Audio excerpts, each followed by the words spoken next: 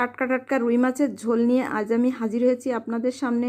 আশা করি আপনাদের অনেক ভালো লাগবে। হ্যালো ফ্রেন্ডস, আসসালামু আলাইকুম। সবার উপর শান্তি বর্ষিত হোক। তো দেখতেই পাচ্ছেন এখানে নিয়েছি আমি 1.5 কেজি রুই মাছ। মাছটাকে আমি পাশের বাড়ি থেকে কিনে নিয়েছি, পুকুর থেকে ধরা একদম টাটকা। আর মাছটা আমি কেটে কুটে নিচ্ছি। আসলে এখন কেউ মাছ কাটে না, সবাই বাজার থেকে কেটে কুটে নিয়ে আসে।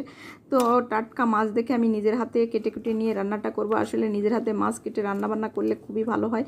তো যারা নতুন রাঁধুনি আছেন তারা একটু ভিডিওটি স্কিপ না করে দেখবেন, কত ইজিভাবে আমি মাছটা কেটে নিচ্ছি, আপনারাও শিখতে পারবেন। আসলে খুবই ডিজিটাল যুগে আমরা চলে এসেছি। এখন কাটা কোটা ধোয়ার কোনো ব্যাপার না, সব কিছু বাজার থেকে কমপ্লিট করে দেয়।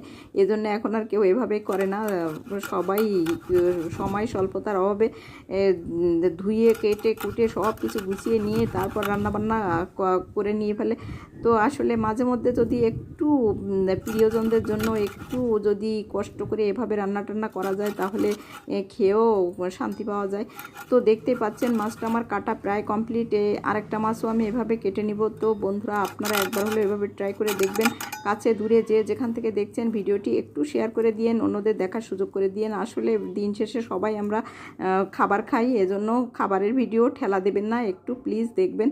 তো দেখতেই পাচ্ছেন মাছগুলোকে আমি ম্যারিনেশন করে ভাজা করে নিয়েছি। প্যানে দিয়ে দিলাম 4 টেবিল চামচ তেল, দিয়ে দিচ্ছি একটু কালো জিরা, বেশি দিবেন না, দিলে তিতা লাগবে। কালো জিরাটা দিলে মাছের ফ্লেভার, মাছের ঝোলের ফ্লেভারটা খুবই সুন্দর আসে।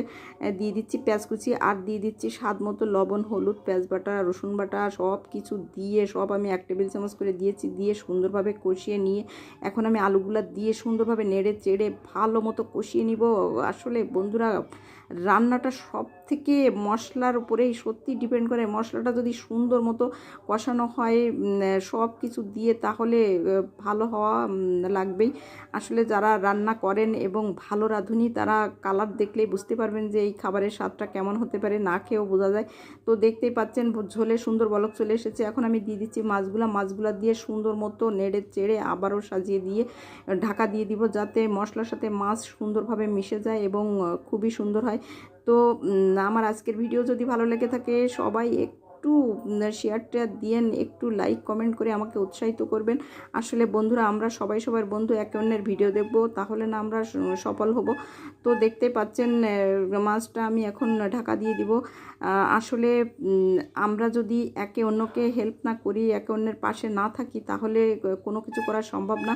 এ ধরনের কাজে আসলে সবাই সবাইকে একটু হেল্প করা লাগে, তা নাহলে কোনো কিছুভাবেই সম্ভব হবে না। তো দেখতেই পাচ্ছেন রান্নাটা আমার প্রায় কমপ্লিট। এখানে আলু দেওয়া আছে, ঝোলটা টেনে নেবে। এখন আমি এখানে দিয়ে দিব কাঁচামরিচটা দিলে খুবই সুন্দর একটা ফ্লেভার আসে। আপনারা না চাইলে স্কিপ করতে পারেন। তো নেক্সট কোনো ভিডিও আবারও দেখা হচ্ছে। সবাই ভালো থাকুন। আল্লাহ হাফেজ।